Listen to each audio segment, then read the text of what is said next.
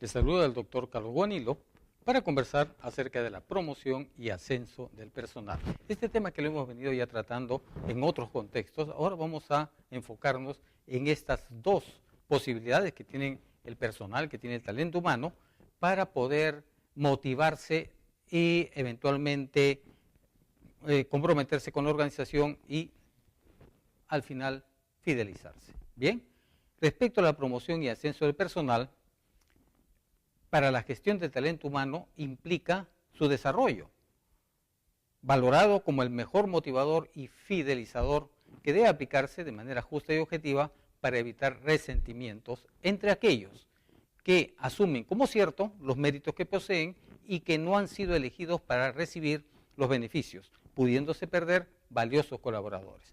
La promoción y el ascenso del personal entonces son dos procesos. Bien, son dos procesos pero que se complementan perfectamente entre sí porque los dos son intangibles, los dos son un conjunto de, de ideas y de prácticas que motivan al trabajador más que cualquier otra posibilidad. Cuando uno ingresa a una empresa y dice, bueno, acá tengo posibilidades de ascender, acá el techo está alto, ¿no? Los gerentes se rotan, los administradores se rotan, no cuando cumplen su ciclo, pero no hay puestos que tengan, entre comillas, dueño. Entonces, ese es un excelente motivador, ¿no? El ascenso. Y la promoción igual. Yo voy a pertenecer a un nivel dentro de la organización y cada vez que pase un determinado tiempo, de acuerdo a la política de la empresa o determinados logros, yo voy a ser promovido, voy a ser ascendido al nivel inmediato superior.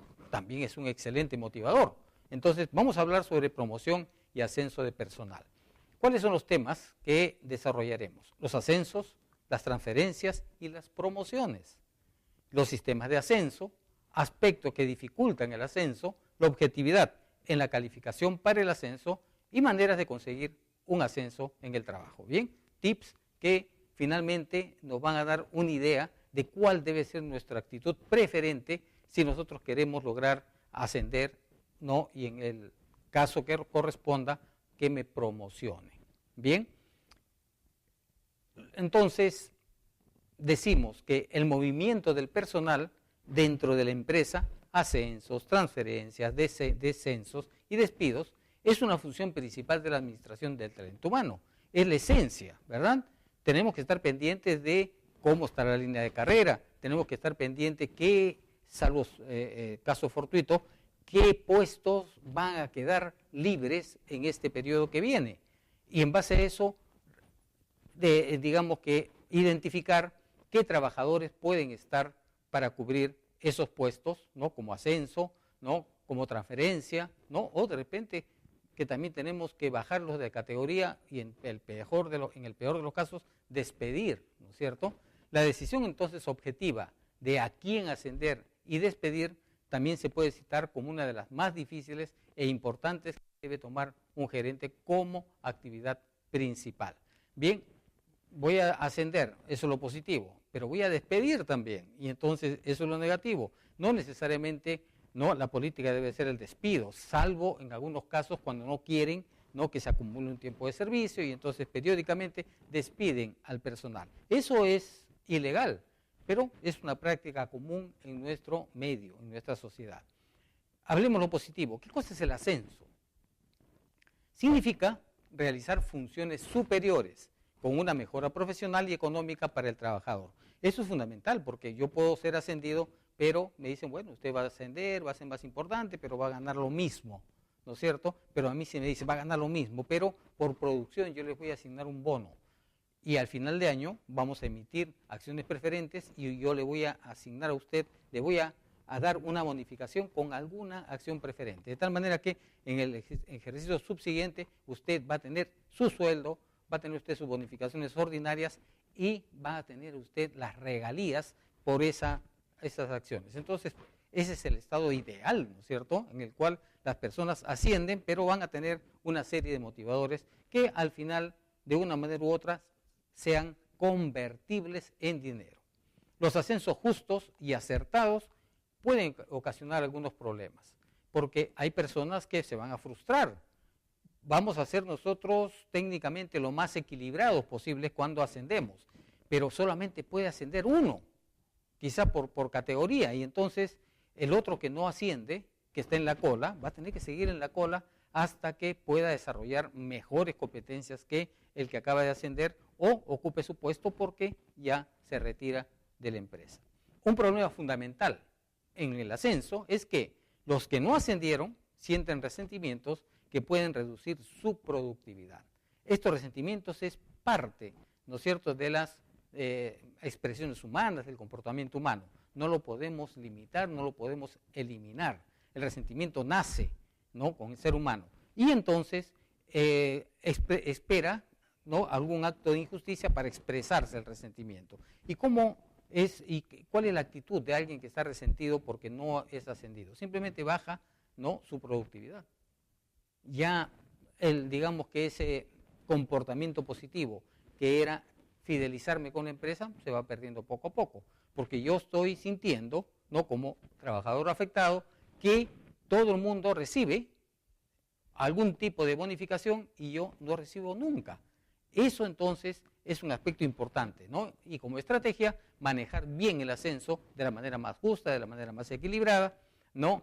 Y que tenga una, digamos, buena aceptación, que todo el resto de personal que no ascendió en su momento, pues guarde la esperanza, la expectativa de que en los siguientes procesos puede ser ascendido. Pero también hay otra modalidad de manejo del personal, que son las transferencias. Aplican para que los trabajadores logren más experiencia laboral para su desarrollo y en el futuro ocupar puestos vacantes. La transferencia es útil para mantener abiertos los espacios para ascensos y motivar a los trabajadores en su trabajo. ¿Qué cosa es entonces la transferencia? Movimiento lateral de un trabajador dentro de la misma organización. Lo vamos formando en los espacios en los cuales pudiera abrirse alguna vacante, ¿no? Y en ese caso, quien accedería con mayores ventajas sería aquel que ha sido transferido, como una especie de antesala para que pueda ser promovido. Y la promoción propiamente dicha, ¿qué implica? Estar en posición de escalar a un puesto mejor, motivador e impulsor de mayor y mejor desempeño. Dentro de la promoción, las oportunidades pueden ser bloqueadas por buenos trabajadores que no serán promovidos, causando una rotación externa. Gente que asume que tiene las competencias debidas, que ha hecho todos los esfuerzos para poder ser promovidos, cuando llega a la situación de promoción no es considerado, ese personal se va, definitivamente se va. Bien, para mantener abiertos los canales de promoción, la empresa puede transferir a los empleados que no puedan ser promovidos, como una antesala al siguiente periodo en el cual sí va a ser considerado, ¿no?, en la promoción. Hay, respecto al ascenso, sistemas, 3 sistemas básicos.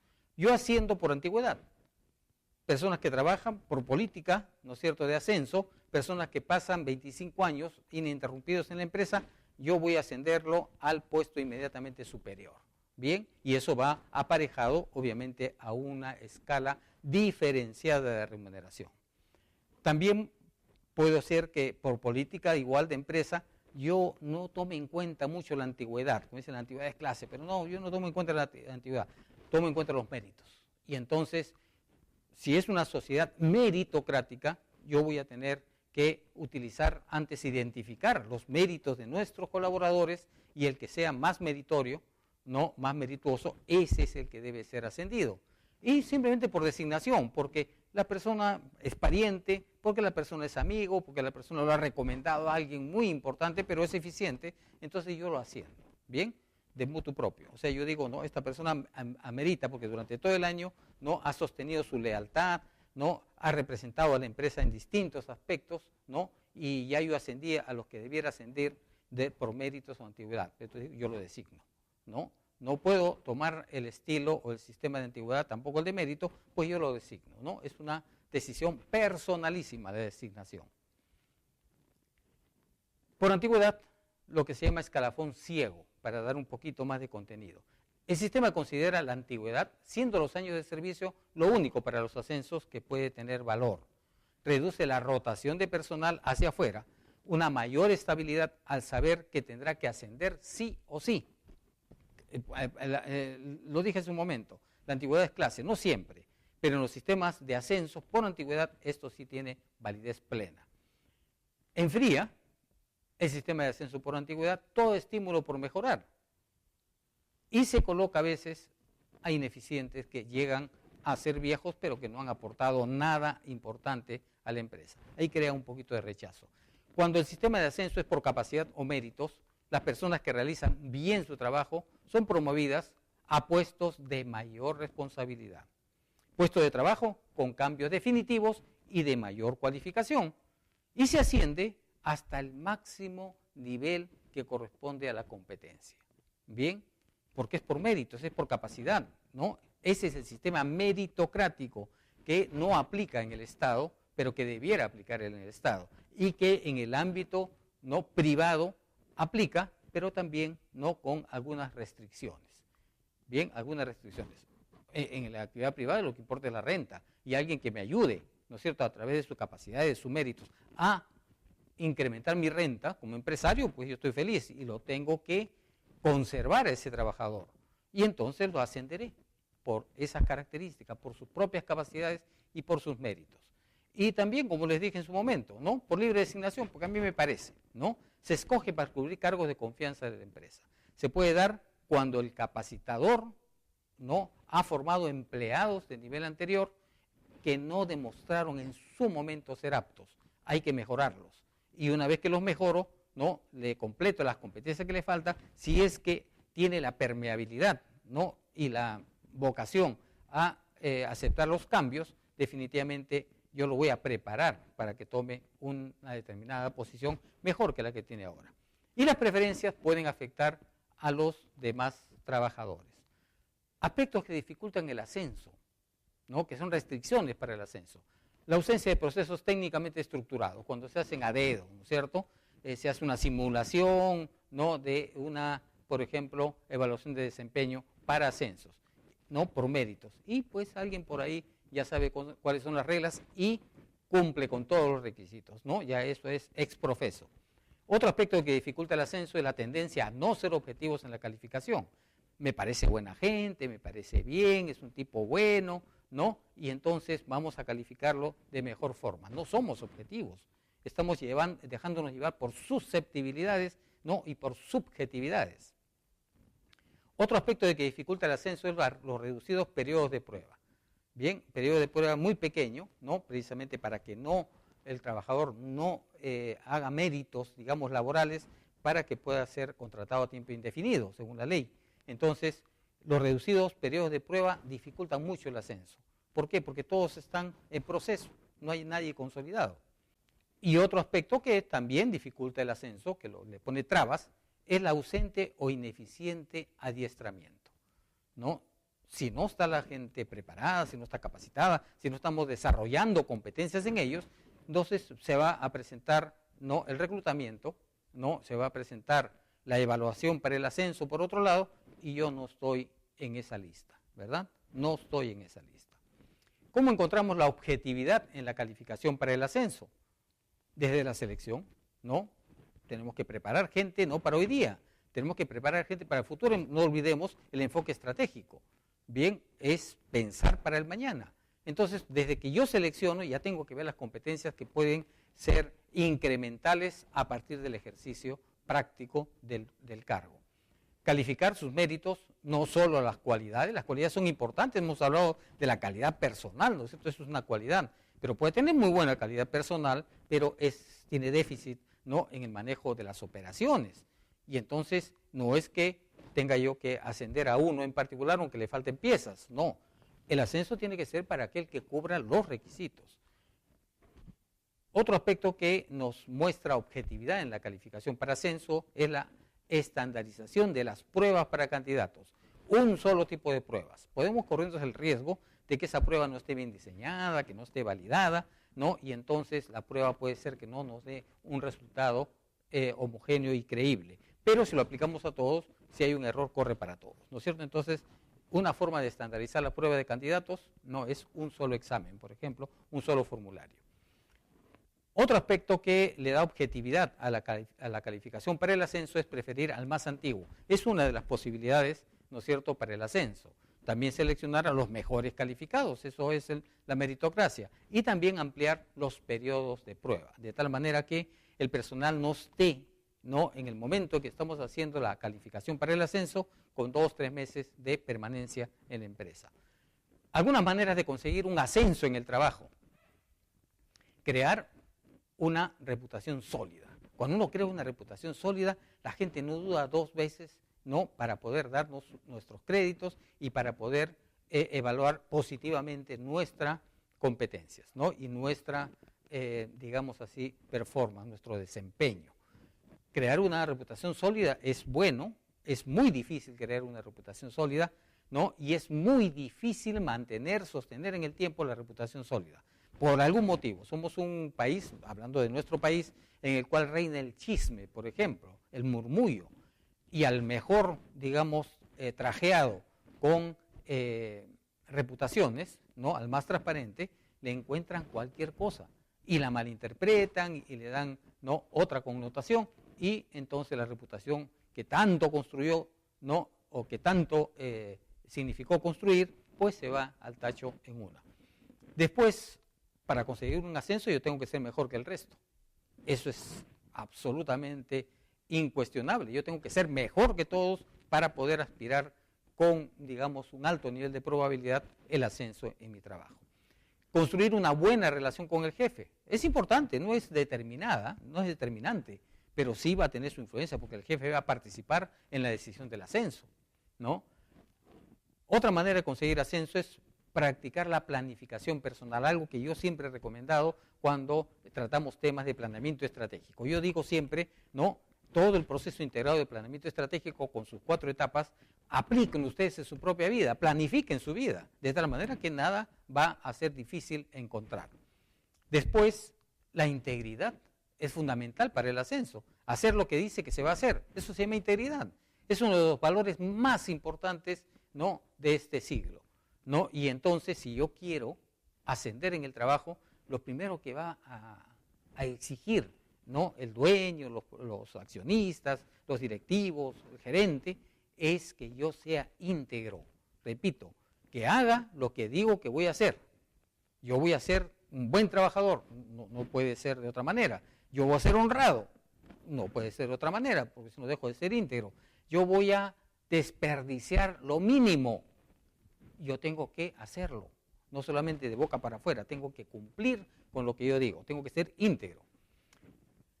Otra forma de conseguir un ascenso es administrando nuestra carrera, ¿no? Si yo echo el ojo, digamos, pongo el ojo en un puesto para el mediano plazo, digamos, dentro de los próximos 5 años, yo debo, ¿no?, realizar una serie de actividades, ¿no?, que es la gestión, para poder conseguir que mi carrera llegue hacia donde yo quiero que llegue. ¿Bien? Involucrarse con el entorno. Es fundamental que nosotros, todos los trabajadores, nos involucremos con el entorno. El entorno tiene muchas fuerzas, ¿no?, que interactúan con las fuerzas del ser humano, con las fuerzas del trabajador. Y entonces yo tengo que incorporarme a ese entorno. Yo tengo que saber qué entorno me pertenece. No me puedo involucrar con cualquier entorno. Yo tengo que saber cuál es el entorno al cual yo quiero pertenecer, al cual quizá ya pertenezco, ¿no?, y donde yo quiero desarrollar. Otra forma de conseguir un ascenso es preferir a los que le puedan enseñar. Esa es la mejor forma. Por ejemplo, uno sale de la universidad, ¿no? Todos ustedes van a salir también de la universidad en algún momento y van a encontrarse con un mundo diferente al que le mostraron los profesores en la universidad. Es un mundo lleno de retos, ¿no?, y en el cual nosotros tenemos que seguir buscando un maestro, seguir buscando a alguien que nos enseñe, ¿no?, que nos facilite el tema. Si somos nosotros preocupados por nuestra formación, si tenemos una inteligencia apropiada, definitivamente yo voy a buscar a alguien que me enseñe. No voy a decir, no, el orgullo me gana y yo sé todo, yo soy el hombre más poderoso, nadie me puede enseñar. Eso no se puede afirmar, ¿no? Todos los jóvenes aprenden de los viejos, todos los inexpertos aprenden de los expertos. Bien, no debemos tener entonces ese prejuicio de pensar que porque yo pregunto algo que no sé, me voy a debilitar. Bien, eso es una falacia absoluta, absoluta. Yo tengo que aprender de los que saben Y los que saben mayormente son la gente que es más, tiene más edad que yo, bien, que ha pasado muchas cosas, que ha triunfado en muchos temas, pero también que ha fracasado en muchos temas. Entonces, esa humildad, entre comillas, ¿no es cierto?, de aceptar que no sabemos todo y aceptar que los que son mayores saben más que yo y que me pueden enseñar. Eso es de sabios, a pesar de que uno pueda ser muy joven, eso es de sabios, ¿no? No se puede despreciar, no se puede no rechazar la ayuda de aquel que tiene un conocimiento superior, más aún cuando está en una organización 20, 30 años o 40 años.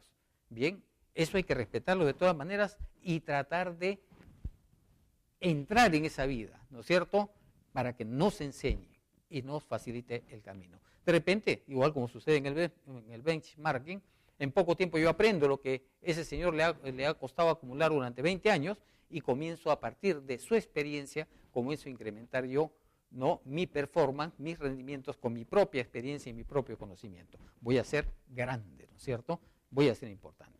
Y lo fundamental, ¿no?, para conseguir un ascenso es no temer al cambio. Gente que se evalúa a partir de test, ¿no es cierto?, de personalidad para ser seleccionado en un proceso, ¿no?, de captación de personal. Muchos se enfocan, ¿no?, en las habilidades y las competencias para, ¿no?, aceptar el cambio. Todo cambia y alguien que diga, no, las cosas no cambian, está fuera de tiempo, está fuera de contexto. Todo cambia y al cambiar todo, ¿no?, altera todo el sistema. Entonces yo tengo que desarrollar competencias, por ejemplo, de adaptación al medio ambiente. Y eso es importante. Podemos decir, tras este desarrollo, que las organizaciones deben ser transparentes en relación a la aplicación de sus políticas de ascenso o promociones de personal. Esta transparencia es necesaria, es fundamental para que la organización se sostenga, ¿no?, de una manera sólida.